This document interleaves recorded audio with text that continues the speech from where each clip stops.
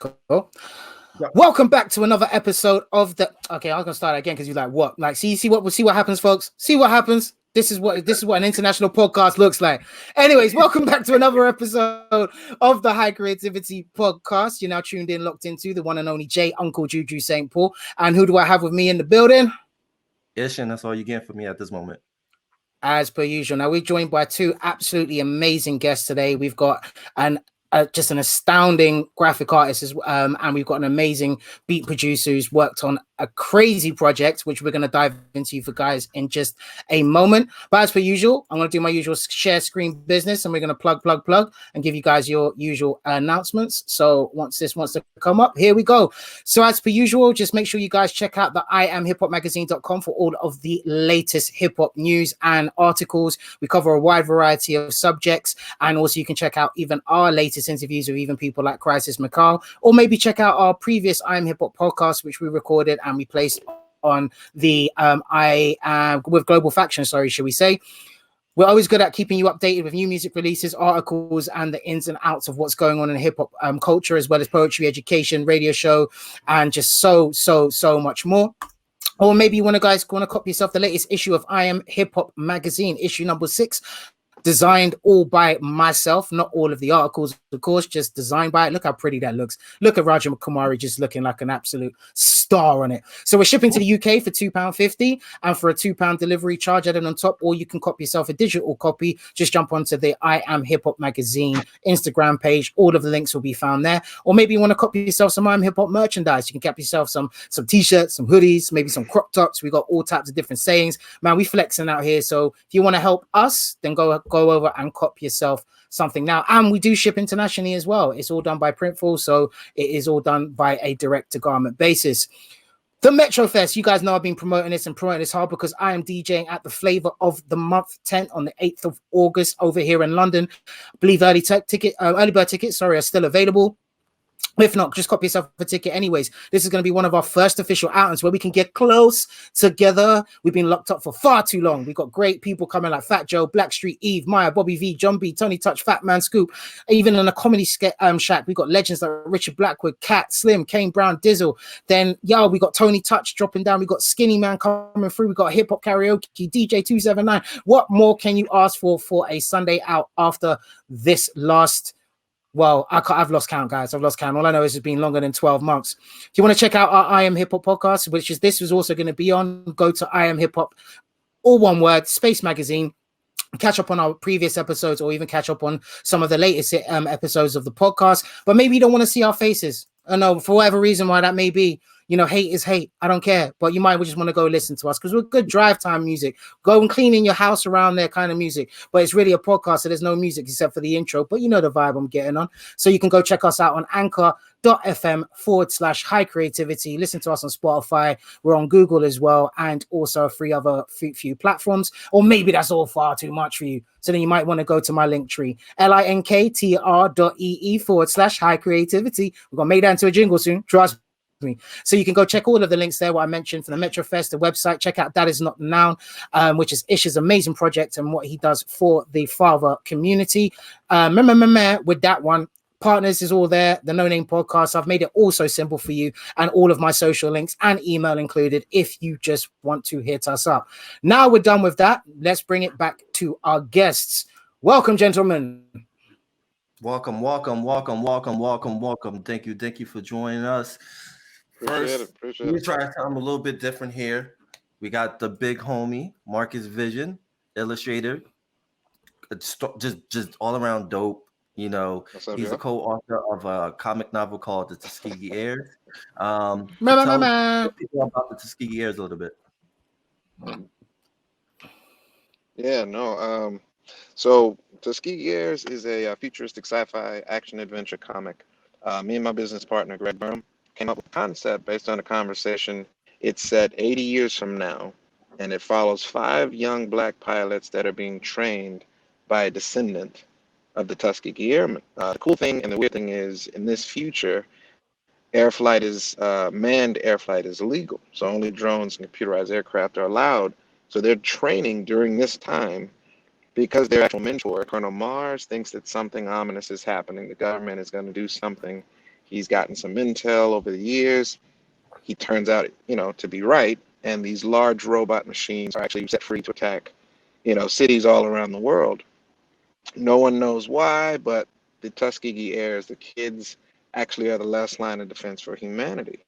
They need an upgrade because they've been flying and practicing in the P-51 Mustangs of, old. World War II just renovated. They get some brand new jets that transform into giant robots themselves. So they now have a fighting chance. It is an all ages book.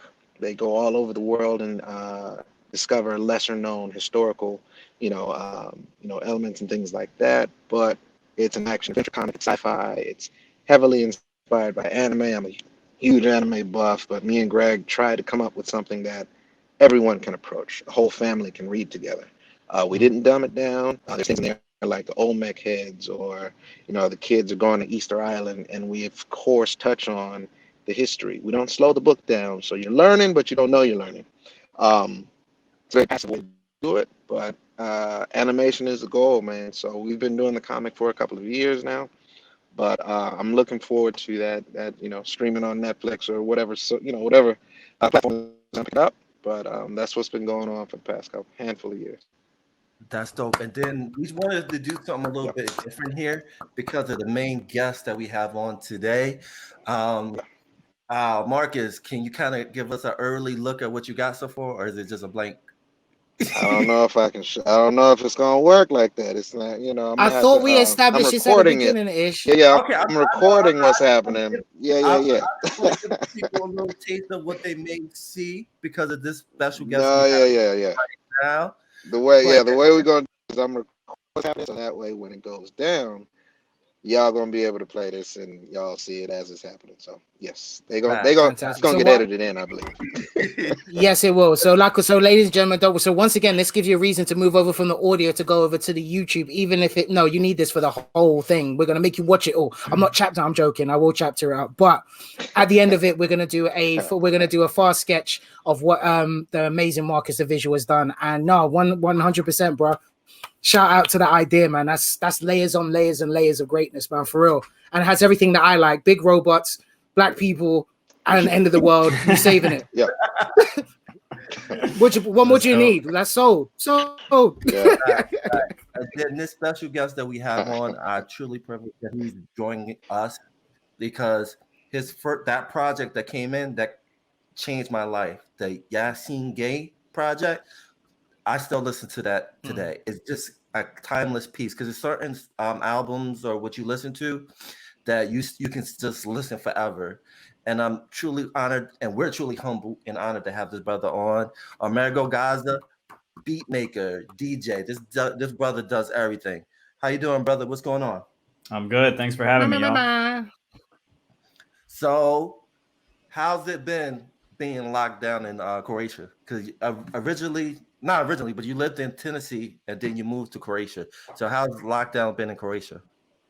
It's interesting, man. I was living in the Bay for a couple of years prior to this. So I was in the Bay Area for first half of the lockdown. And then we decided to come to Croatia. My wife got a job here. And so we pulled the trigger and moved all our stuff and, just getting set up, getting the new studio popping and trying to get adjusted to the new culture, lifestyle, learning the language, listening to podcasts, and yeah, it's been good, man. It's it's kind of a strange time everywhere with the pandemic, and so it's not really it's been weird because I haven't been able to do as much like sightseeing and stuff like that you would normally do when you move to a new country, because things have been closed and locked down. So I'm looking forward to the vaccines are starting to get distributed here, and hopefully things will start opening up soon, and we'll be able to kind of live more of a normal existence, and I'll be able to explore more of the city, more of the country, network with some of the locals here, some of the hip hop scene and all that. So, but yeah, we're making it work, and yeah. That's dope. And you say you're from the Bay. Would you say your earlier music influence started from the Bay? No, I mean, we was living in the Bay. I'm from Nashville, actually, but but I was in the Bay for a couple of years, and yeah, that definitely made an impact on me and my music as well. You know, just listening to KMEL every day and riding around listening to Too Short and going to shows and yeah, but no, I grew up in Tennessee, and that, you know, that's definitely had an impact on my music as well. You know, there's a lot of history there in terms of like Stax Records in Memphis and like soul music and you know, all the history of like Jefferson Street in Nashville and Jimi Hendrix spent some time in Nashville. There's a lot of cool history that you could dig into about Nashville, but gospel and all that. So, but yeah. Nashville to the Bay, and then now Croatia. But talk about your... Yeah, bro. Well, I was going to ask them, because being from the UK, that's what makes this a very unique link up. Because you just touched on like Nashville, but what was it like growing up in Nashville and then finding your love for hip hop? Yeah, I mean, when I was coming up, there wasn't actually too much of a hip hop scene. There was a radio show that was ran by DJ Egon and Count Basie called the 911 Emergency Show. So that played a big influence on me growing up, you know, and got me into hip hop and sampling and records, and lots of dope record stores there that I used to dig in. But it is Music City, so there's always been a musical element to Nashville. It's just, you know, people don't really associate it with hip hop. It's more country and rock and that type of thing. But there's definitely a flourishing hip hop scene now. And yeah, that's, you know, everybody plays music. Everybody's in a band, or, you know, dads or, you know, parents grew up playing music and instruments. So I was always surrounded by it. My dad's a jazz trumpet player, and, you know, he was always playing gigs and around Nashville and different places. I used to go on tour with him and go to studio sessions and, you know, just be a fly on the wall. So yeah, it definitely made an impact. And then also talk about talk about like your early love for jazz, like some of the jazz artists you listen to, or you still listen to. Well, my mom is actually, yeah, my dad's a jazz trumpet player. My mom is from Brazil, so I've always been into a lot of Brazilian jazz, bossa nova, that type of thing, and you know, people like Antonio Carlos Jobim, just the classics of like Brazilian bossa nova and jazz. And then with my dad being a trumpet player, you know, I've always been a huge Miles Davis fan, and actually got to collaborate with the Miles Davis estate a couple of years ago for a remix on the Rubber Band of Life EP that came out. So it's the old studio sessions from 1985 that they dug up from Miles Davis's catalog and reimagined. And so I got to collaborate with Vince Wilburn Jr., who's Miles Davis's nephew, and Ledisi to work on a remix. So that was just a huge, like, full circle moment, because like I said, you know, my dad's a trumpet player, always grew up listening to Miles, and to be able to like jam with his nephew and the ghost of Miles essentially was like, you know, a huge moment for me. So yeah, I'm a huge jazz head. And it comes and you can hear it in the mashup that you produce and everything like that. Talk about that first time when it came to just, this is what you want to do when it comes to music. Like what was the first song you listened to, or even just in general, that made you feel like, you know what, this is what I want to do. This is my passion.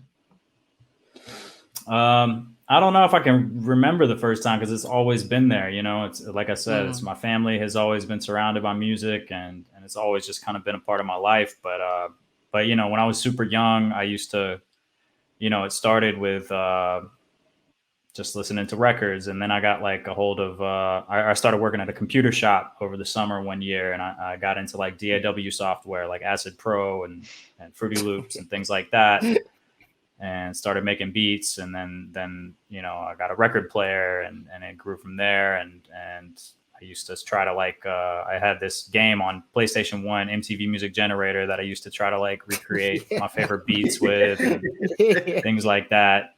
And then And then when my brother went to college, my older brother Ricky, he left behind this shoebox full of cassette tapes, except none of the cassettes were in them. It was just the cases with liner notes. And I started flipping through those, and it was just all types of classic, hip hop stuff, like from the '90s, like Souls of Mischief and Hieroglyphics and Farside and Tribe and Gangstar. And so I started going out to Sam Goody and repurchasing the tapes, since the tapes weren't in there, and he was in college. So and so I just started listening to him, and I think the moment that I knew I wanted to be a producer was when I heard Gangstar's Moment of Truth. That was like one of the albums that really like hit me super hard. And like when I heard those beats and the way it was all put together, I was like, this is definitely what I want to do. So that record had a lot of influence.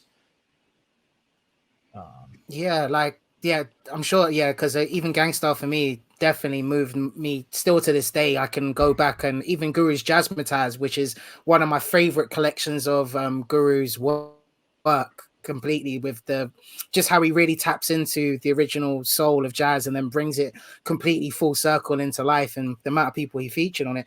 But what's interesting, because my dad used to be part of a band called Index. It's a UK funk band called Index. And they actually came out of a track called Starlight, which is, funny enough, one of my childhood favorite songs, and still to this day. But what was it like, because you said your dad was a jazz musician who was, trumpeter himself. What was it like being the son of, and your dad doing this and touring, and then having that experience of being able to sit in on sessions and be a fly on the wall, especially to such a vibrant sound? What was that whole experience like? It was amazing, man. I grew up around just all these incredible musicians, people like Victor Wooten and Colonel Bruce Hampton, and just incredible, instrumentalists and musicians around Nashville that when I was a kid, they were just like my uncles, they were just kind of like people I looked up to, but I didn't really know, until I got older, like who they were and like what the legacy that they had behind them. And so like, as I've gotten older, I've really gotten to appreciate the time I spent growing up around those people. And yeah, when I was like 16 or 17, my dad took me on tour with him to Colorado. We did a bunch of shows in Colorado, and that's when I got my first already had a DJ like starter set, like the Gemini like decks with like the crappy mixer and all that. And but when I was like 16 or 17, my dad took me on tour with him and bought me like for real techniques and like a good mixer. And like as soon as I got on that, I was like, for a couple of years there with the Gemini, I was like, man, I really suck at this. Like I'm not good at DJing. And then I got the techniques, and I was just like, oh wow, I'm actually pretty good at this. Like I just had the wrong equipment. So, once I got techniques and like a good mixer, it was on. And then, when we did those dates in Colorado, that was like my first time being exposed to like, real venues and real crowds and trying to warm up for my dad's band. And that really, I really learned a lot on that trip. And then, to come back like years later and play some of those same venues, like on my own as a DJ, as a headliner, is again, kind of full circle. So yeah, man, it's been an interesting journey. I'm sure you got stories for days, and we're definitely gonna have you come back and just do a history of what, like a step by step, like a visual autobiography or audio one, man, for real, or just do one. I would actually read or watch that. But one thing I would say is, especially coming from my early DJ days, them belt drives will do that for you, man. Direct drives will change your life. So, ladies and gentlemen, if you don't know nothing about DJing, them Geminis were known for having them belt drives, which was a pain. Such a pain to do any backspins, transitions. They were so sensitive. So, I know I appreciate your struggle very well there, sir. Yeah, totally. Good for sampling, but that's about it. And talking about sampling, can you talk about that the importance, not importance, but the sampling aspect that a lot of people don't know? How you were able to not get in trouble sampling, because sometimes people sample and I've been in trouble. I've been in trouble plenty of times. What? I think Like, that's what's a the secret that misconception. you don't see? What's the secret? Yeah.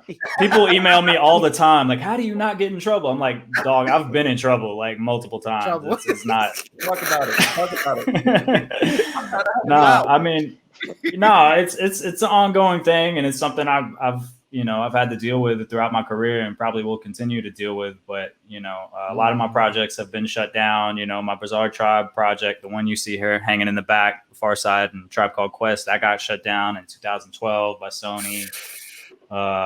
Gazaway Part 1 got shut down like 2 days after it came out, and that's when I decided to do Volume 2, The Return.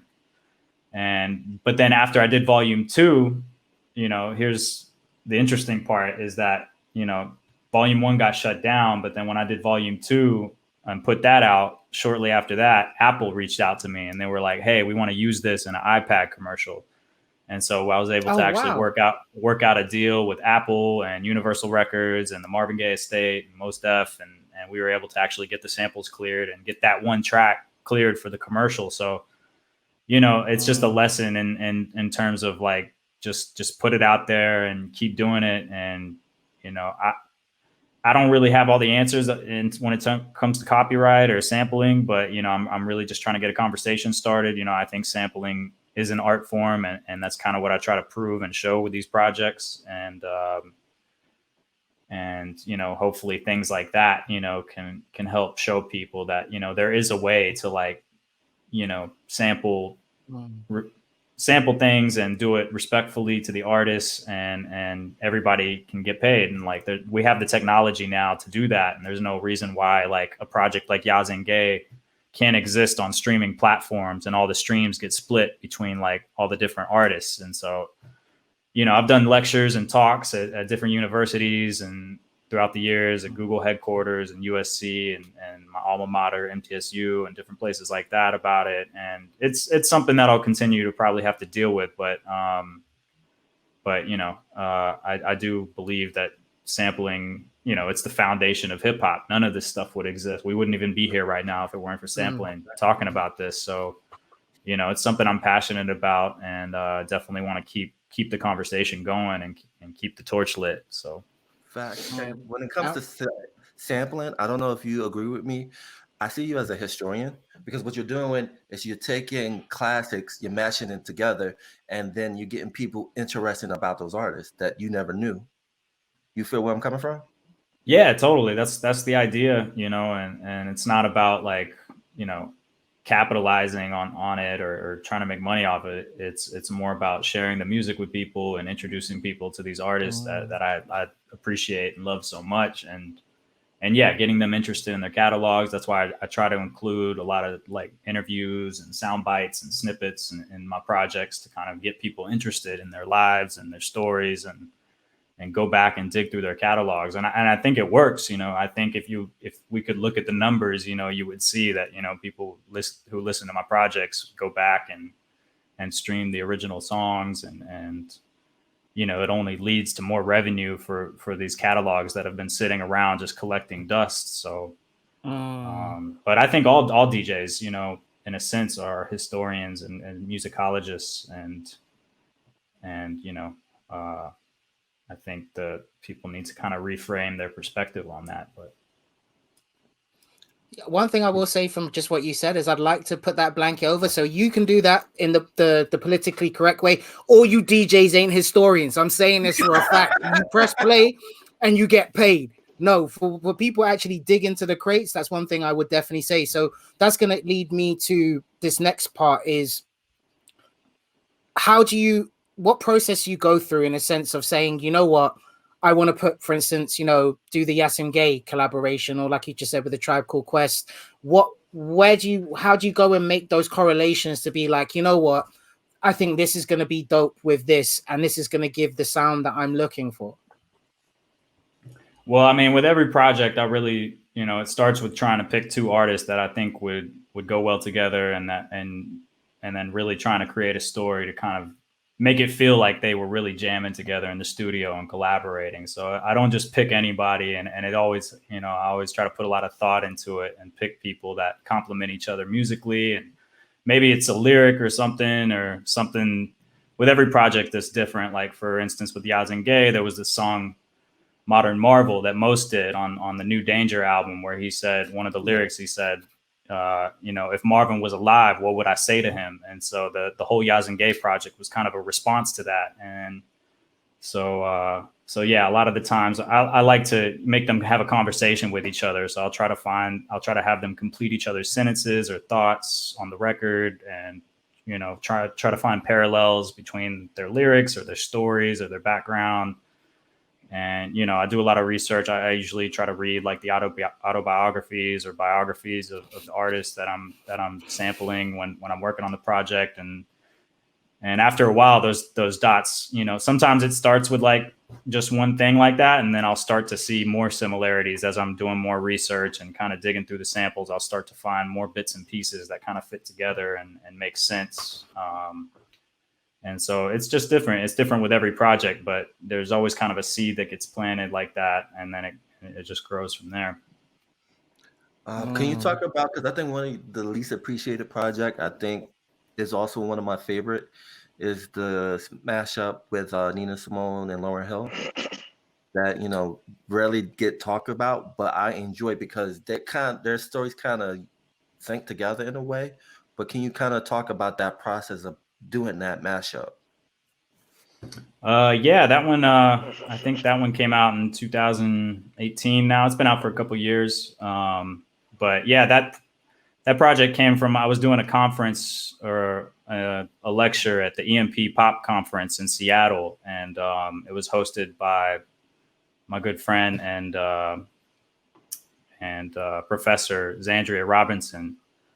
And after giving my lecture, she brought it up. She kind of put me on the spot and was like, "Yo, why haven't you done any projects with female artists?" And I was like, "Well, that's a good point. Why haven't I done any projects with female artists?" It wasn't something I had consciously avoided, or it was just something I guess I had overlooked at the time because I had been focused on Marvin Gaye and Mos Def and James Brown and Biggie and all these other, Fela Kuti and De La Soul. But when she asked me that, it really got me thinking. And then I thought about, try to think of two female artists that would really complement each other. And those were the first two that came to mind. And again, it's the same thing, once I started digging through their catalogs again, which, I was already somewhat familiar with, obviously, but once I started digging through it, I really started to find these different similarities in the songs and yeah, really try to piece that together. Like, I don't know, I'm trying to think of an example, but like the song Zion, that Lauryn Hill does for her son. And then I took pieces of Nina Simone singing about Brown Baby, and like there's just a lot of different similarities that you start to hear if you listen to the album over and over again. You'll start to recognize these different kind of call and response moments where they feel like they're talking to each other. And yeah, I just again, with every project I really try to make it seem like they were together or that they were really having a conversation with one another, and those two seemed like they really fit together. So it definitely does, man. Do you see yourself in the future doing another project? What's that one with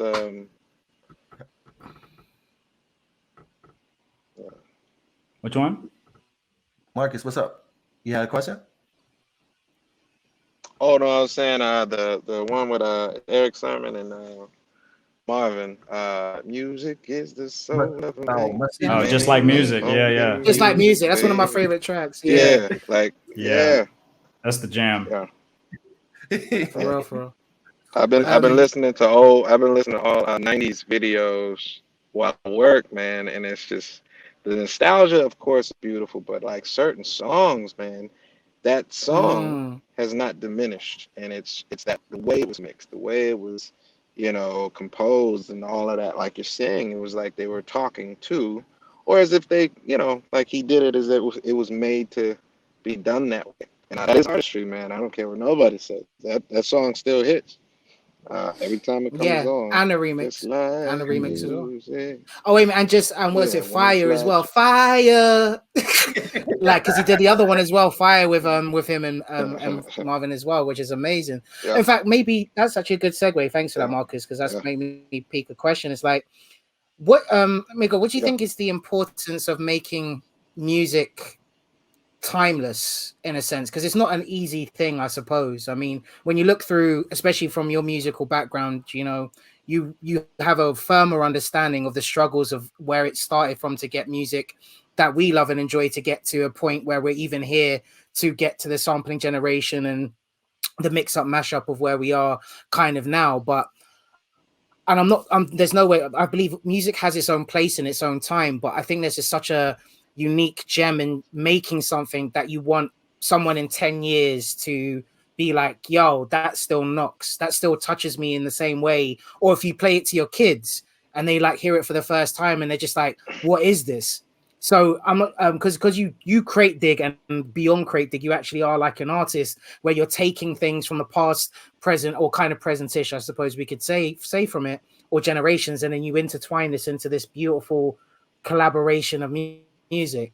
So if you don't mind, it's just expanding on the benefits of trying to aim for timeless music. Yeah, I mean that's always an aim for me when I'm in the studio working, is trying to create something that's going to last and leave a legacy, and I think sampling, like you said, is a big part of that. I think that's what hip hop does, and that's the beauty of it, is that it keeps this music alive and it keeps it fresh and it keeps it relevant. And so by sampling something that's old and recontextualizing it into something new, you're making it timeless in a sense. Even if it already was, it might have gotten lost in time, and that's what hip hop producers do. We find things that maybe got, I mean, obviously the projects I've done have been with bigger artists that like Marvin Gaye or Stevie Wonder. So I don't think we have to worry about them getting lost in time, but but at the same time, like a lot of this.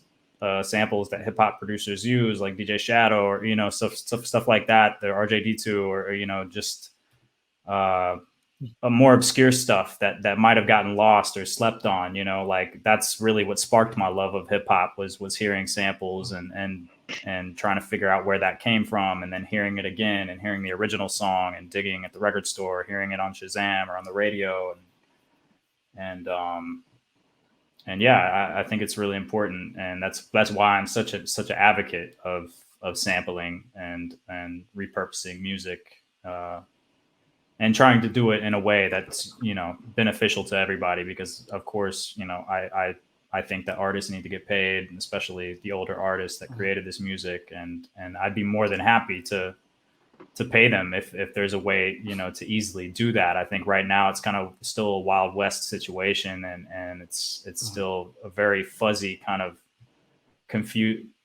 convoluted system of sampling. And I think companies like TrackLib and other platforms are doing a good job of trying to make it more accessible, trying to make it where if I want to sample something, I can actually get a hold of the publisher and like pay a few $1,000, and we can all make bread and like put it out. Whereas I don't want to be doing these projects illegally, but if I have to do that in order to get people's attention and get a conversation going, so be it. And so that's kind of what I've been doing. That's kind of the career path that I've been on. But I am starting to work more with like MCs and artists and do more original stuff as well. So, but yeah, always trying to make timeless music. And that leads so, me but to, that with that. Sorry, Ish. I just because you just mentioned the cool part, if I can say, Marcus. yeah. Go ahead. I'm sorry. No, I was just gonna say, Yeah, no. I think the coolest thing, and hip hop has done it in such a way throughout the years, man. If you look at what Kanye did with Ray Charles, she give me money when man, I got the phone in front of the face. When I'm in need, if you get an artist, if you get two artists together, one that is saying, so what are you trying to say? And that's the DJ or the composer of the music. can hear or get a concept, and then they go dig and craze. Saying, oh, I got something. I know what's going to speak to this song. Let me pull out. There's this little sample right here. Knife Wonder does it. You know what I'm saying? Like, the mastery in it to me is, it takes a creative mind to say, I heard one little piece from, and y'all, people are record heads, what I'm saying, listening to music all day long, every day, all throughout the year, but they can isolate something that speaks to a message, that speaks to that speaks to the whole concept of a song. So when I heard that, when Kanye came out with that one, I was just like, that's not humanly possible. I heard that song, Ray Charles, but I never put, like, if you're listening to music, you just you're listening to the song, but to combine those two messages and spice it up in a way, that's like black excuse me, pastors from, church in the South, they'll cherry pick a verse in the Bible, it'll be something that ain't got nothing to do with nothing. And that's make a whole sermon. And Genesis 13, it'll be about trying to get more tithes and offering, but you can spliced in verses all throughout the Bible, and that's why you need to give. But that's like, wait, where I hold think on. that artistry. Yeah. Well, that's full circle too, because no, that's full circle too, because the gospel element and how it led to soul music. Basically, soul music is basically secular gospel music. When you think about it, if you replace the word baby in every soul song with Jesus, you've got a gospel song, or vice versa. So I'm actually gonna go and do that now. I'm gonna go listen to a whole bunch of them random sermons. I'm gonna change all of the Jesus, baby. I'm like, okay, I got some bars now, baby. You better watch out, because actually talking about sampling, I watched I'm not sure if you guys have seen the document. Yeah, I'm not sure if you've seen the documentary Hip Hop, the songs that shook America, and one of the episodes, I think it's the first episode, I believe, is the one with Kanye West and how he made Jesus Walks, and it actually turned out that it was a rehab group who made their own, choir, and basically sung this sample, which was actually passed on by what's his face again as well? I can't remember his name. The artist who was who Kanye knew as well as close. Oh, sorry, ladies and gentlemen, I'm gonna have to find it up and put it in the comments. But he literally passed that to Kanye and said, "Yo, look, boom, you have to hear this." And as soon as Kanye heard that, he then reconstructed the whole thing. And then when the church group had heard it, or the rehab group who'd made this choir group heard it, was like, "Oh my God, that's us!" And that's how Jesus Walks came to be. Like Rhymefest, that's his name, Rhymefest. Passed that actually to he passed that to Kanye, and that's the beauty of the whole thing. But even touching onto that sample thing, because you did mention the fuzziness of the industry, and I'm not sure if you will get in trouble if you can expand on it, but what is it? Because people, is it just a case, like you said, it's a Wild West, and that they want to make sure that they own everything that this person has done, and that's why there's such fuzziness when there's someone who's serious as you, who's got a proven track record of actually great productive music, taking the time, try to really present them into a case of a new generation. And also, some people don't even know half the artists that we talk about, because a lot of these youth may hear one or two songs, but it's not there like us. You play any of the artists that you've just mentioned in one of our family functions and jams, we all know what's going on and what time it is.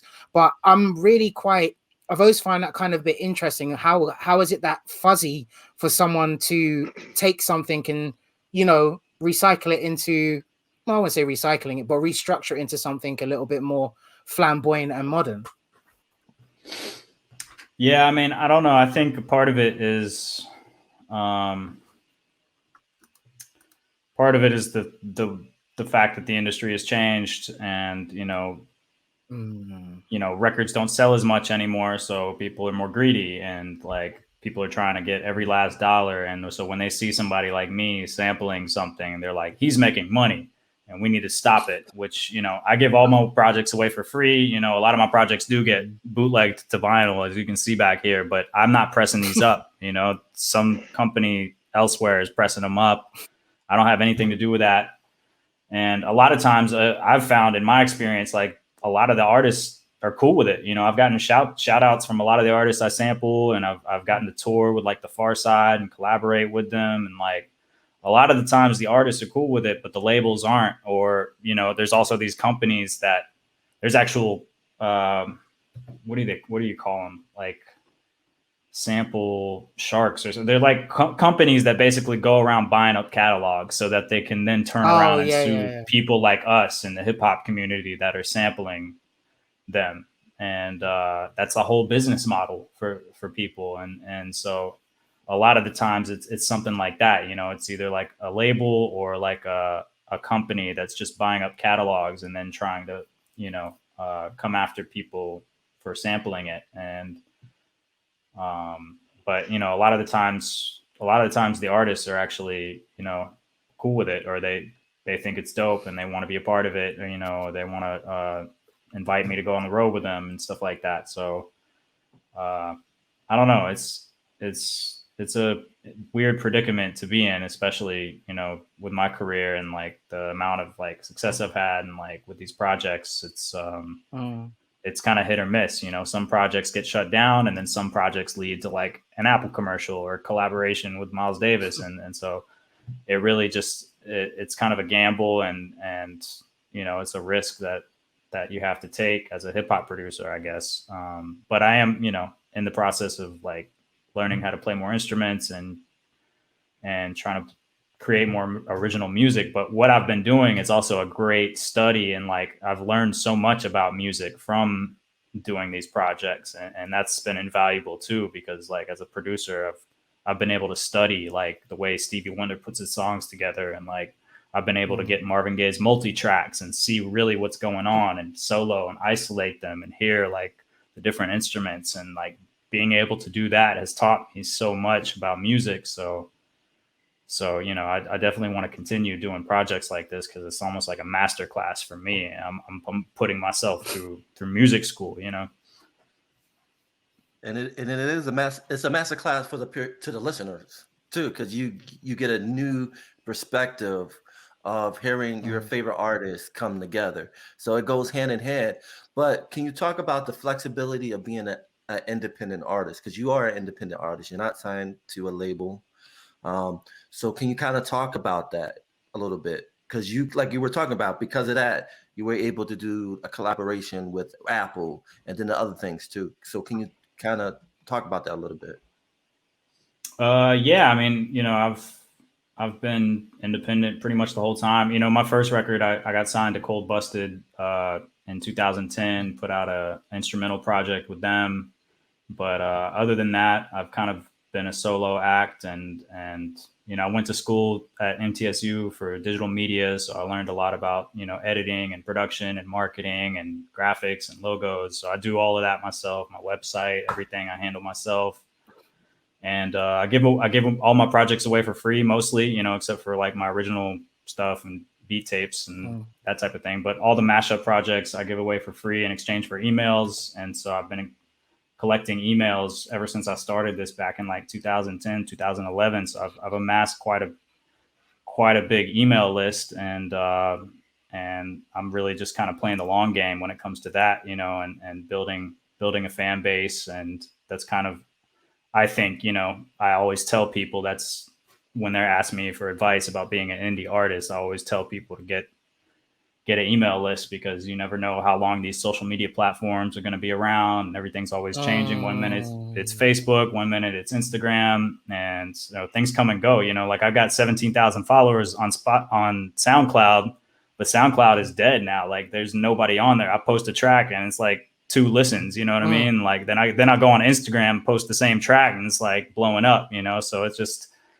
you know, I think, yeah, you just kind of have to adapt and be flexible. And I have always kind of, like I said, I went to MTSU for digital media, so I've always been kind of forward thinking, or just looking ahead at like the internet and, you know, technology. And I always also tell people, you know, when they ask me for advice, it's like, don't be afraid of technology, you know, get your hands dirty, get in there, download the software, download the apps. If you're into beats, if you're into art, Procreate, whatever it is, like, you know, you have to have a fearless approach to technology to be an artist in 2021. And so that's some of the advice that I would give people, you know, trying to be independent.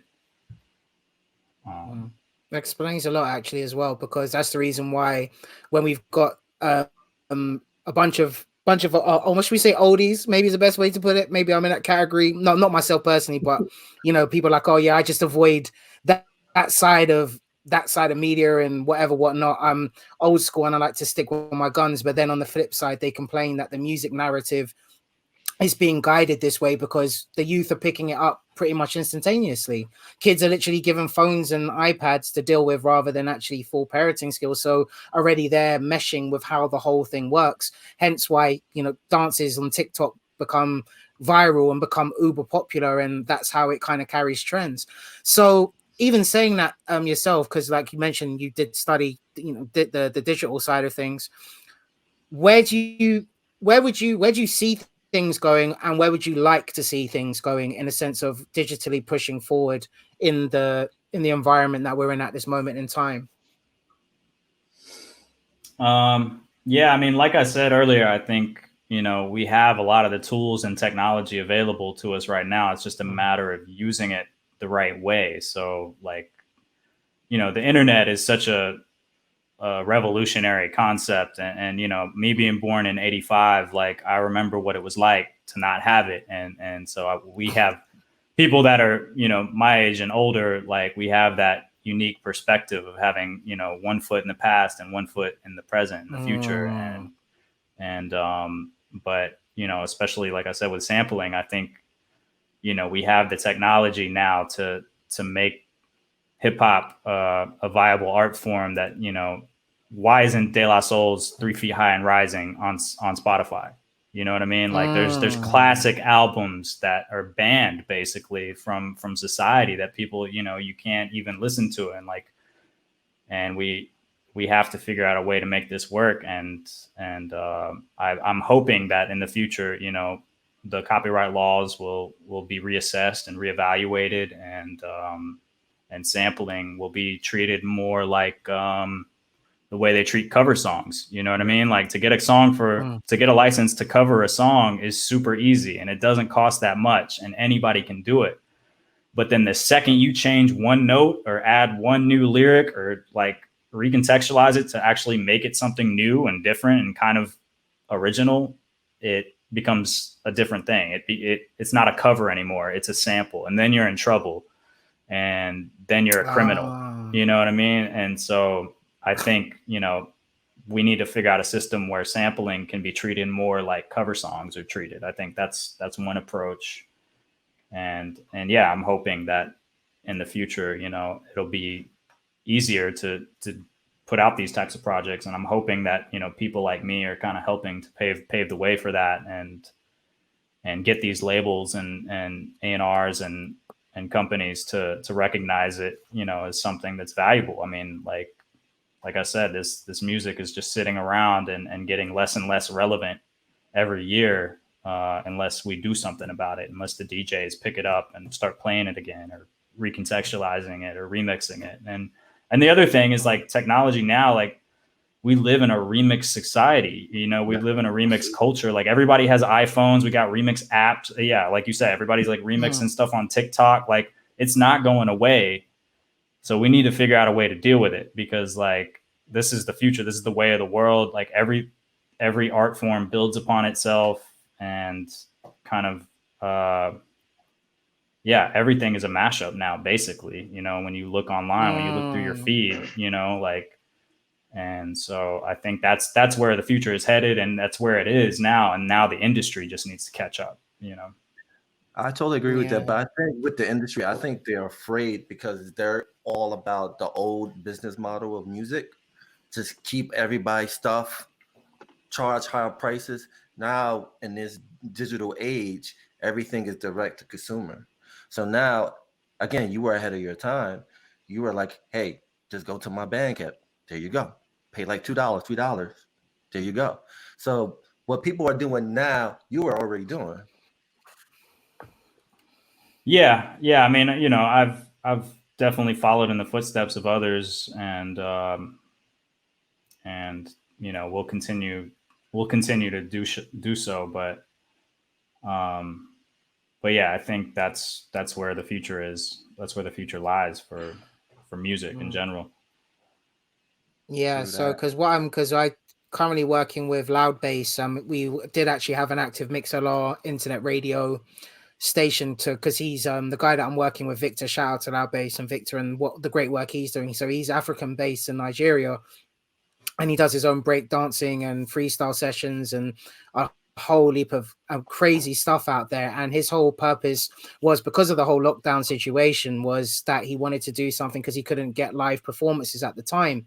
So he decided to start this more hip hop based radio station. Now, as time's gone on, I think there was an issue with payment on the last one, so we've had to stop for a few weeks, because I did say to him as well, it's like, look, I've got love for hip hop and completely really into it. Like, that's how I got here, when one of the ways I got here in the first place.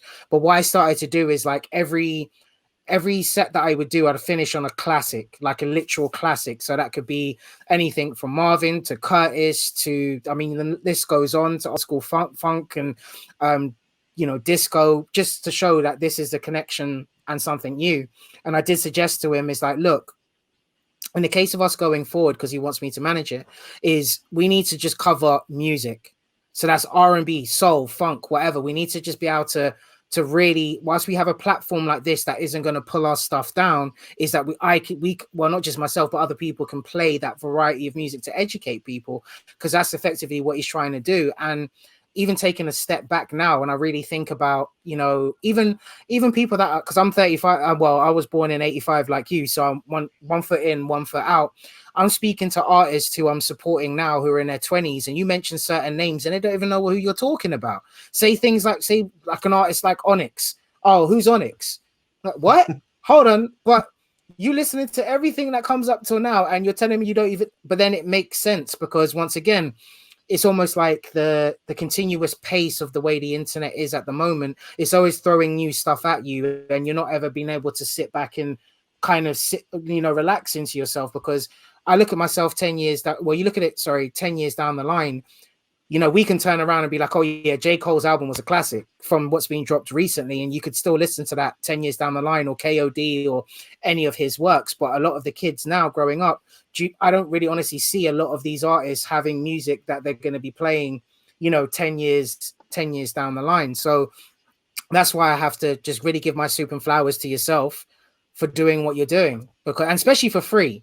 And I think that's also maybe one of the takeaways from this is, obviously you can't profit off it, because once again you become a criminal. But how does when people have approached you and you've probably propositioned this to them, what's the usual reaction that you get? It's like, look, if you're going to do something, try it, put it out. If it gets taken down, so what? But I'm sure you probably get a lot of hit back of like, well, why are you giving away this for free, and why don't you chase these the labels and copyrights and go get this stuff clamped down? What's that situation like? I mean, yeah, I don't know. It's like I said, it's a weird situation to be in, but because I don't feel comfortable taking money for these projects, for like sampling Marvin Gaye, or I'm very transparent with my samples. Like as you can see, that the faces of the artists that I use are on the album cover. So I'm really trying to put people on and share the music and give credit where it's due. Like some of the liner notes on my projects have the samples listed on it, and if people want to come after me, so be it. But I'm not trying to sweep it under the rug. And as fun as it is to kind of like try to hide behind the veil of sampling and like pick the most obscure sample and not tell anybody who it is, like, and pick it out as a hip hop head, like that's never been where I'm at. I'm always trying to like share the music with people. I want people to know where the sample came from, and I want them to go dig it up. So, but I do get a lot of like aspiring mashup DJs and stuff hitting me up like, how do you do it? How do you get away with it? How do you not get in trouble? And the reality of it is that, I'm just like anyone else. And at any moment, like, my whole catalog could get shut down. So, that's, I'm I'm just trying to get it out there, and you know, hopefully it will continue to live on. But yeah, it's strange. It's a tricky situation with the copyrights and all of that. And then It sounds before we very go, can familiar, you man, to talk what I deal with about as an artist. okay, bro. Marcus, go ahead, bro. You got it. Go ahead.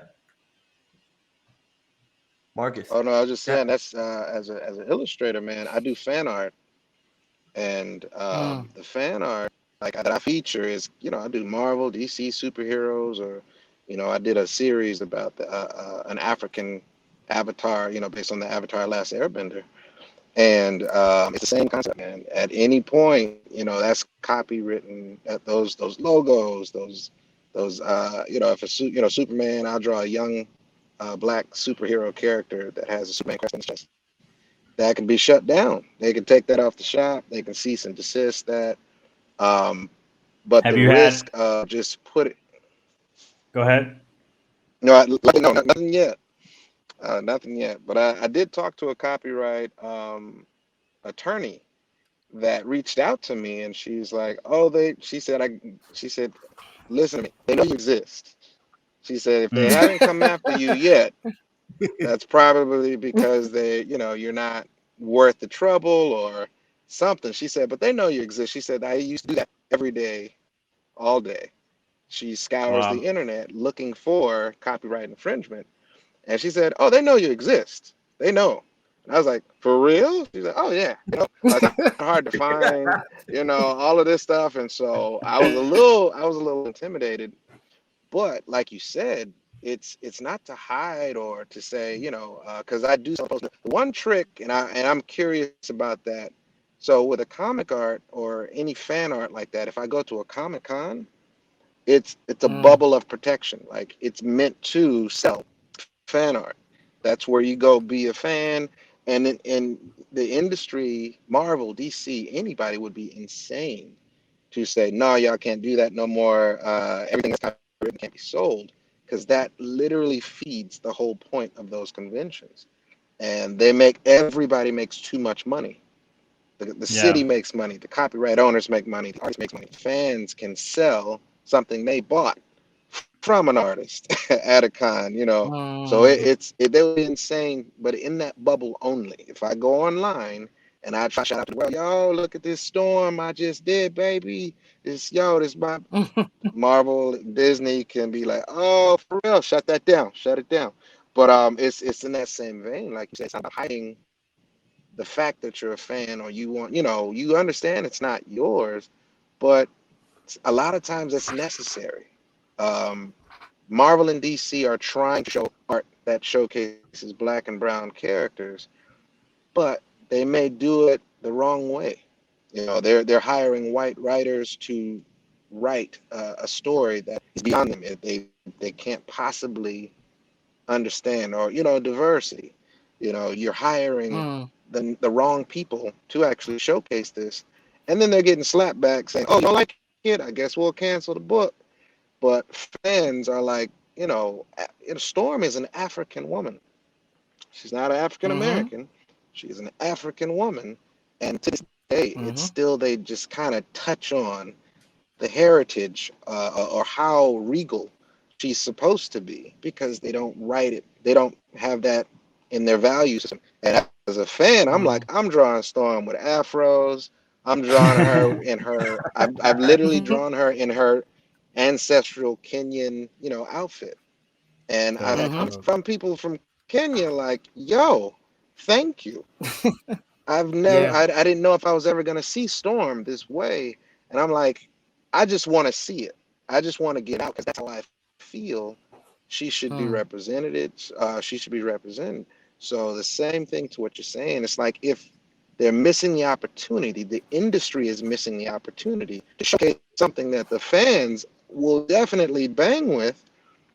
It's, you know, as an artist, you're like, well, let me just do it. You know, I know it's not mine. I know I'm not supposed to benefit off this. But a lot of times I'll just post up to the internet, man, just to share it, because people need to see it. I think people need to see it. I feel like it'll resonate with people. And thankfully, Once I got on Instagram, I didn't even want an Instagram account, but it's now, where my biggest fan following is. Like you were saying, that's going to change depending, TikTok and something else in 5 years. But right now, that's the kind of thing to where it's a visual platform, so it works, still. Yeah. And it resonates with people. I feel you on that, man. Yeah. Yeah. No, and I don't know. I mean, I don't know. I know it's tricky with what you do and intellectual property, and especially with big companies like this, Disney and Marvel. But I do feel like I think art and music get treated differently in this respect a little bit. Andy Warhol can get away with slapping a Campbell's soup can on his painting and it's fine art, you know what I mean? Or just cropping a photo of Marilyn Monroe, it's all good, you know what I mean? But the second I sample one note of Marvin Gaye's music, it's OV, it's done. And then even the fact that they have these conventions, like that for fan art, and that fan art is such a prolific community and thing, you don't really see that with remixing or music necessarily, if we had a convention of remixing, they would shut that down immediately, Yeah. And with lawsuits intact. Blue suits. Why is but that? I do, I know it's a slippery slope. I have a theory on this, and I'm only just because you guys are giving me the comparison, because you're both into two things that I am seriously passionate about.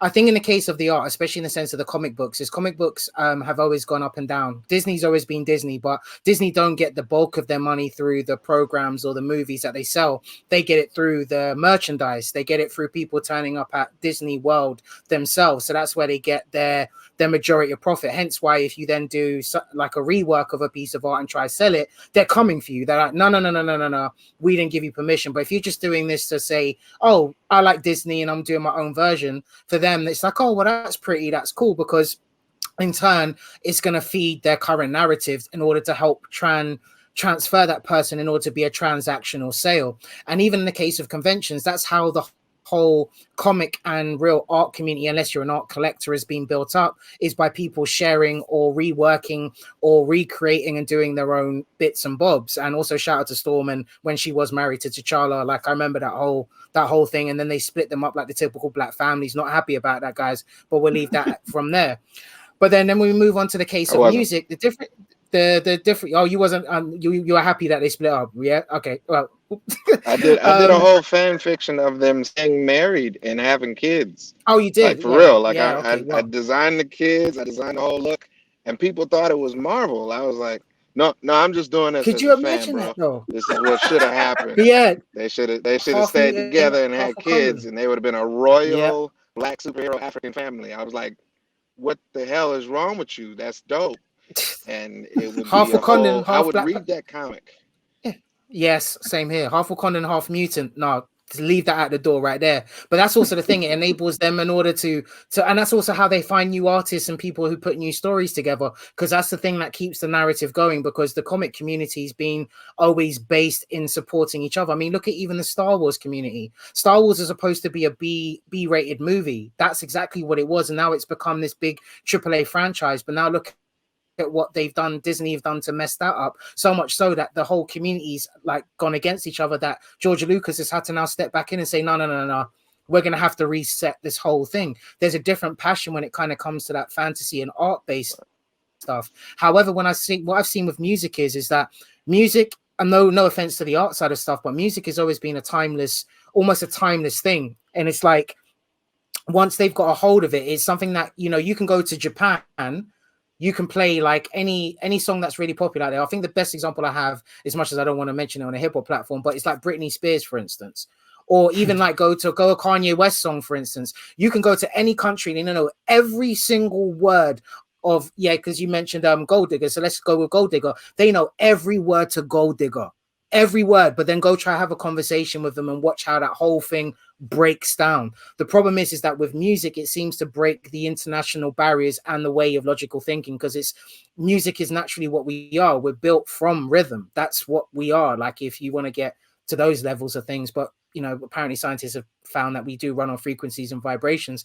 Personally, the way I look at it, before we even started to make, even when we was making sounds, we were banging things, if you believe in the primate way of coming up through everything. So I think there's just the thing is like, you can stamp something on like your Marvin Gaye's or your Nina Simone's and whatever and say, right, this is ours and we're always going to keep it because it's going to be back to the timeless thing. And I think that's where the disparity kind of comes into, as in when it kind of comes to art, it's hard to clasp onto one person because it can vary. Marcus can draw Storm, I could draw Storm, Ish can draw Storm, you could draw Storm, Amerigo, and it will all look different, but the story of Storm would still be the same. It's hard to do the same thing when you're doing that with music, because it literally is, that's their sound, that's their voice, that's their lyrics, and that's what's set forward to. And hence the reason why you mentioned earlier about there being the fraud aspect of, as soon as you do a cover song and you change just one little note or one little lyric, boom, gone. Because now you've tried to make something your own when that was then now set in our imprint of things. And what's even more offensive about the collective whole thing, memory. Yep. There you go. And what's even more offensive behind this whole thing that we are in, from what inspired us, is this is supposed to be jigaboo music, yeah? These are the things that we were making loads of noise with, this noisy music, and it has no real passion, and nothing is a derivative of anything, even back to the day up until hip hop. And now look at it. You can't even watch a TV program without hearing a 4x4 beat or an 808. So that's the reason why I think it's just music can carry with no international barriers. And that's the way my conception is to it. And that's where greed comes into it. But correct me if I'm wrong, but that's my theory anyways on it. That was Juju's rant for today. It wasn't even intentional. It wasn't intentional, guys. It's not the episode for the Juju rant. That was just me just politicking. But Amerigo, what do you guys say about that? What are your feelings? The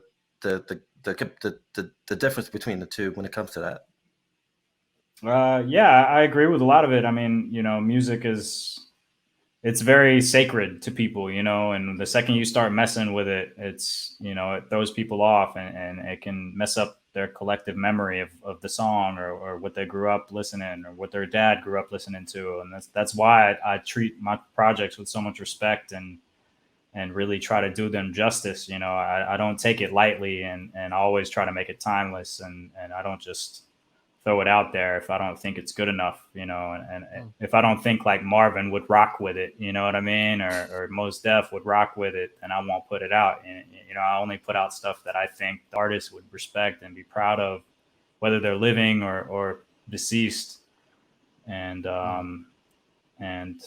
yeah, I also agree that like we are musical beings, and that like, the evolution of music and art has always been there for people. And like before we could, before we had language, like we had songs, that's how we recorded stuff. Before we had the written text and words, like people orally like recorded songs and histories, and that's how they pass it down to their kids. And so it's a very sacred thing. And so like, I don't take it lightly, and I always try to do these projects the justice that they deserve. So true that, man.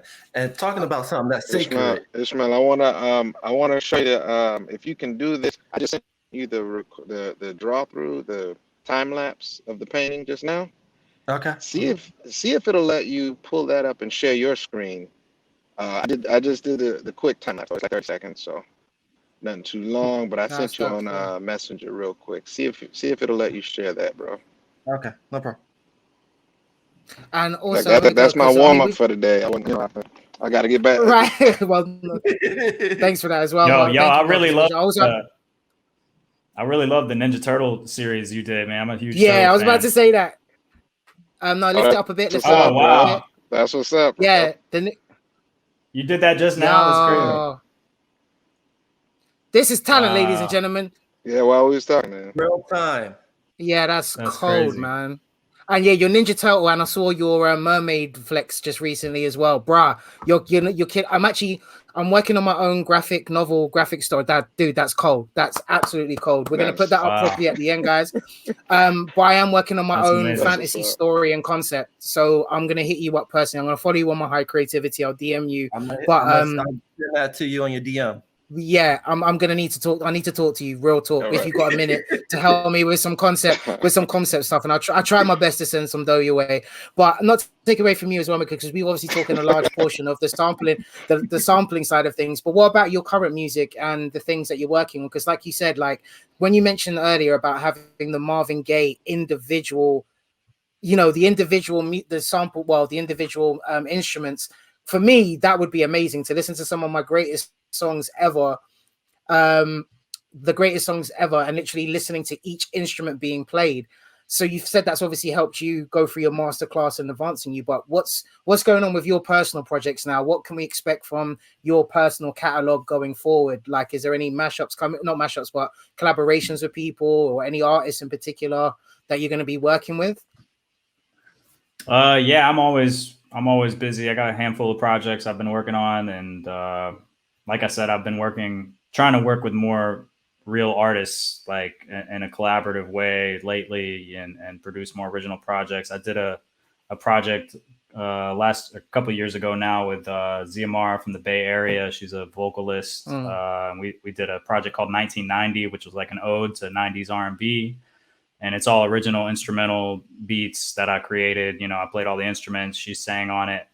I'm working on a project with Napoleon the Legend, who's another really prolific MC that I'm really excited about. And I'm working with another artist from Nashville by the name of Petty. I've always got like instrumental beat tapes and stuff like that I'm working on. I've been doing a lot more work for like film and composing for film and video games and commercials and things like that. That's always been a passion of mine, especially video games. So I've been doing a lot of that, and that's another great way to kind of stretch my creativity and force me to kind of like do things that I normally wouldn't do, and try different genres and styles of music, whether it's, creating a soundscape for a film or a level in a video game or something like that. So I'm always just looking to challenge myself musically. And so you can expect more of that type of stuff from me in the future. But I will continue doing the Soulmates projects if it makes sense. You know what I mean? Like I said, if the artist makes sense, and if I really have a vision that I think works, you can definitely expect to see more Soulmates projects coming in the future as well. So one that might be already typical, but what would be quite crazy is if you maybe do I mean, you probably thought of it, but like, like a Bootsy or maybe Slave, like Slave, the funk band, and like a Snoop Dogg mashup, just because of the way that they both resonate like together hardcore, because obviously that whole funk and that Midwest Chicago funk sound, and then influencing that would be, yeah. I mean, I mess with those kind of stuff when I DJ anyways, but look, real talk, because I'm in the case of high creativity, I love connecting people, especially I've got a few artists here in the UK that, if it's okay with you, that I'd like you to connect with, and maybe if you guys kick it off and vibe. But definitely Crisis Macau is one guy that I'm pushing like hardcore. He's like a mix between the rap and the vocalist side of things, but just from your vibe and your sound, I think that would be quite interesting. But anyways, I'll definitely like definitely connect you to a few UK artists that are definitely looking for them vibrations, man. Definitely. Please do. Real fast, bro. Talking about Secret. Talk about Heroes of Time. Talk about that. The Zelda joint. Please talk about. Oh wait, that was you as well. Wait, hold on. Hold up. Stop the record. Bruh, do you know you talk about that, bro? Talk about that, bro. Bruh. First of all, before you go, that was so cold. Yo, real talk, especially being being an N64 Zelda Oracle of Time fan, bro. Yo, you bodied that, bro. Bodied that work. Man. Thank you, man. Thank you. Yeah, I've known to hop on the mic from time to time. It's some I'm passionate about, as well as writing lyrics and rapping, and obviously video games and Zelda is a huge part of who I am. And so that joint just kind of, I don't know, it just kind of happened, man. I was just like walking around, listening to the Zelda soundtrack one day, and it all just kind of poured out of me. So, but yeah, I grew up playing Ocarina of Time. You know, that game was really special to me because of the musical element to it, I think. Yeah. You know, and again, like I said earlier, like video games is one of the reasons, that's one of the catalysts, you know, aside from hip hop, that got me into production. And so I kind of wanted to pay tribute to one of my favorite games. I've done a few joints like that though. I did a Chrono Trigger joint a couple years back for one of my favorite games, Chrono Trigger. Yeah, I did a joint tribute to that, like a rap tribute. And then I was just actually featured on I just did a joint with Mega Ran on his new Black Materia project, or Black Materia remake album, which is a Final Fantasy VII tribute hip hop album. I was about to just say, have you done a Final Fantasy VII? Okay, now you got me, bruh. I'm gonna message you. Say, what a Final send me those links. At? Yeah, exactly. Yeah. You see that? Nah, I'm a huge gamer, man.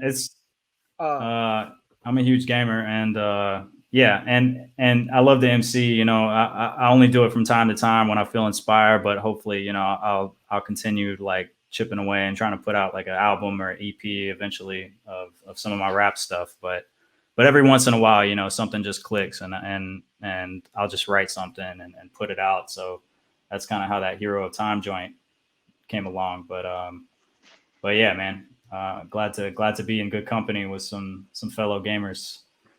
Facts, man. That's a banger, man. Seriously, are we gonna get another Zelda installment down the road, or what's going on? I think you can't get with that. I don't know. I mean, that's also a tricky situation too with the intellectual property. You know what I mean? Nintendo and all of that. And I know that's something, you know, like the homies Mega Ran and people like K Murdoch deal with a lot. You know, because they do like video game kind of inspired remixes and tributes and it's tricky with that too because it's not a cover, you know, it's taking the video game soundtrack and flipping it and adding new lyrics and stuff like that. And so you know, but the whole video game remix community, that's a whole nother thing. It's kind of like the fan art thing with what you were talking about, Marcus. You know, it's a whole, like they have festival, MagFest, Music and Games Fest. I went to it back in Cali. And it's a whole community and a whole kind of subculture of like video game remixing. And so, but yeah, it's definitely something I'm interested in. I probably won't do another Zelda joint just because I want to keep it moving, keep it fresh. Yeah. But and also, yeah, you know, I don't want to get in trouble with Nintendo. But the interesting thing about the Hero of Time joint is one of the things I try to do with it. I really tried to recreate everything from scratch. I didn't sample anything from the game for that joint. Like I recreated all the sound effects. I recreated all the instruments from scratch, you know, all the, you know, Koji Kondo melodies and everything because I didn't want to get in trouble. And that still doesn't guarantee that I won't get in trouble, but maybe it'll reduce the chance of me getting in trouble for it. So, you know, I wanted that track to live on for a little while. So I replayed everything and it was really fun actually doing the sound effects because I used a lot of the sound effects like interspersed between my verses. And so I got to kind of have like a crash course in sound design, like trying to recreate some of those Zelda sound effects. And that was a good learning experience for me too, because I'm also trying to do sound design for games and stuff. So, but yeah, it was a lot of fun. And yeah, I'll probably continue doing joints like that randomly, you know, when I feel like it. So.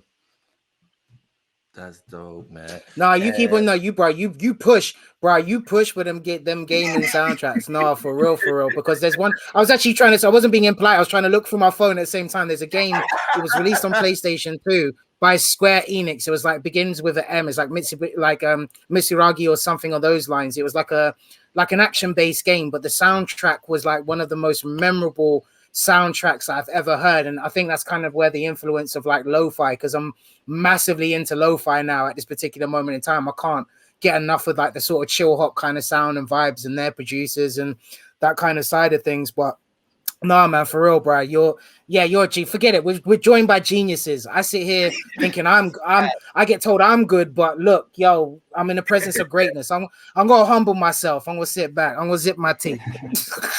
Dude, this episode was definitely a master class, hands out, man. This was dope. And then also, you know, you guys are here together. Can we probably have a Tuskegee Airs collaboration with Gazaway down the road? You know I'm not gonna say no to do music, man. I'm not gonna say no to beautiful. Yeah, when it gets man. picked up by Netflix, yo, hit me up. Right. You know Well, here's what? the thing. Forget it. Why are we Here's relying? the crazy thing. Why are we relying on them? I'll just just touch do on it. it. This is something where I can't say all the way, but we just received a grant to do an animated short. That's all I can say. But we were starting on it, and the grant is sizable. So the cool thing is the money's there. So you just let me know what you need, bro. We're gonna work with we had like some real down people, man, that we've been working with for over 20 years, waiting for us to get the green light. Yeah. So you know what I'm saying? Look, the money's there. So we're gonna put the lines out. But no, it's real, man. It's like we are definitely about to hit the ground running, because we have I'd say about a good handful of years, 6 months to a year to produce it. But me and Greg have been thinking about music, production. I've been thinking about all of the mood, because I'm an anime head, and that's one of the things that bother me the most when I see animation that goes soft or goes light on getting that element, that layer of music and atmosphere and tone. I'm like, think about Final Fantasy, what they did with Sephiroth, right? That one wing angle track. You know what I'm saying? Like, I don't know what they were smoking. Yeah, when they was coming up with that, I would love to be. And also like with MIDI, like with MIDI files though too. Like they didn't have an orchestra. That was all within the PlayStation sound chip. You know what I mean? So that was just the limitations of that. Yeah, it's crazy. Like, right. That's what I want. I'm a fan of those creatives on all levels, man. Like, because after you see something and you see, you get past the entertainment, oh, that was dope, and you go back as a fan, like, dude, listen to this. Yeah, I could play Sephiroth's track while I'm working, man, and I get hyped. So that's that stuff where I've been thinking of Tuskegee Gears as a creative. The person that, as I'm seeing I see the art and the animation going on in my head, but I hear, what I want it to be like. I don't know what the sounds, what the actual tracks are, but when we get to that point where we're actually working with a composer and whatever, man, I'm ready, So basically, I'm gonna connect you. What I'm definitely some people your ways. I'm definitely. Posted, man. Yeah, for real. And I'm gonna send a couple of my guys to make it. So that's gonna be a connection between a connection. Izata, we're gonna have to hire her. But because funny enough, when I'm writing my graphic, because I haven't touched it for a while, but I've definitely written the first few chapters of the story that I'm working on. And it's funny enough that you say, like, for me, when I'm just thinking about it, when I'm having my kind of wind down and such, like I listen to stuff like Liquid D&B just for that kind of, for those uplift and those moving scenes, and thinking about how I would want the whole thing to be constructed when it's kind of been written and broken down. Or then, for instance, when you kind of want to slow it down, like I always apply music, because that's the way I've applied life. Like, his music is literally the soundtrack to my life. Is how would that play to fit those moods? And I think one of the most two modern joints that really represent the right vibe of it is Samurai Champloo, without a shadow of doubt. Rest in music, new Jabbers, and also Fat John for the whole collab. But Yasuke with Flying Lotus really pulled it out for Yasuke.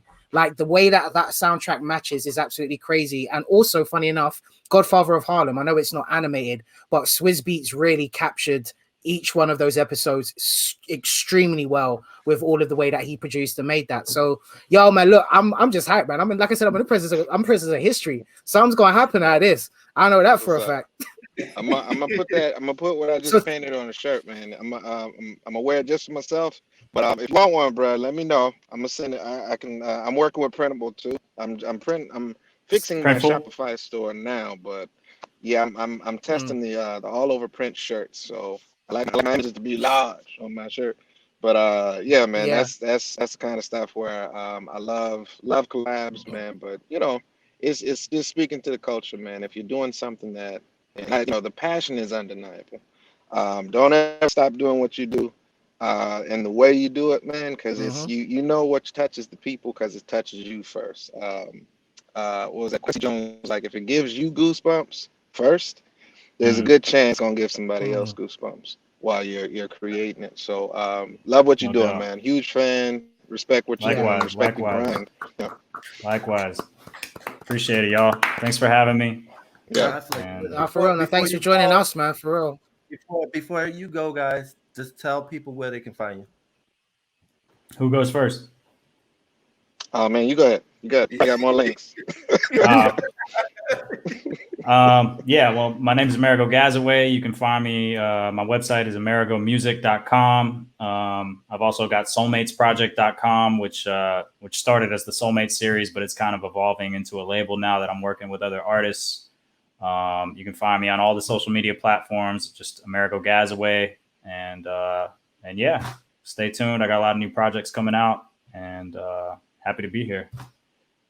I'm coming for them game joints. I ain't heard those yet. I gotta hear that. Yeah, you gotta check that black materia, man. Mega Ran. You gotta check that out. If you're a Final Fantasy nerd like myself. Yeah, one of my favorite materials. It's not on Spotify, is it? I think it is actually. Yeah. Okay. Yeah, Game Chops and Mega Ran. I'm on the joint. I did a joint where I played Sid from Final Fantasy VII. So I got a joint. Oh, get out of here, bro! I'm rapping from the perspective of Sid from Final Fantasy VII. That's dope. Yeah, I'm gonna cut that. I'm Marcus the Visual. Marcus the Visual. You can see that on my name there. MarcusTheVisual.com is my website. All the social networks is Marcus Visual. Tuskegee Airs. Tuskegee is airs with HEIRS. Airs.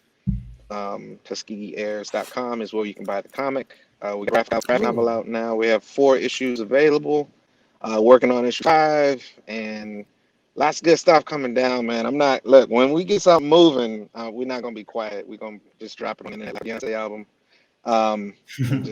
And just let the world take it in. But it's a lot of great things coming down, guys. Because I'm not gonna stop until this representation is properly done. We've pitched it to networks and like, do all the pilots have to be black? We're like, yes. What's wrong with that? It's kind of the point. It's like for real. And if we give it somebody else, they'll most likely reverse engineer it, change it to what they call a broad audience or what's appealing to the audience. Yeah. It's perfect the way it is, man. It's just we got to stop letting industry say what's real. Do you know what we need to hit up is the 85 South show on this one. One thing I can give about Carlos Miller and them lot is they all about this stuff as well. We might need to get David Banner and the rest of them involved with that. Like, we will create a peaceful protest, but real talk, we're representing a lot because there's some real deep stories in that. So we're going to help drive you all the way forward. So guys, if you tuned into this very moment in time, we want to thank you once again for another episode of the High Creativity Podcast. Make sure you like, comment, and subscribe. Share to your friends, your families. We're all about this and having great conversations. And until next time, we'll be back again soon. Peace, love, and all that good stuff. One.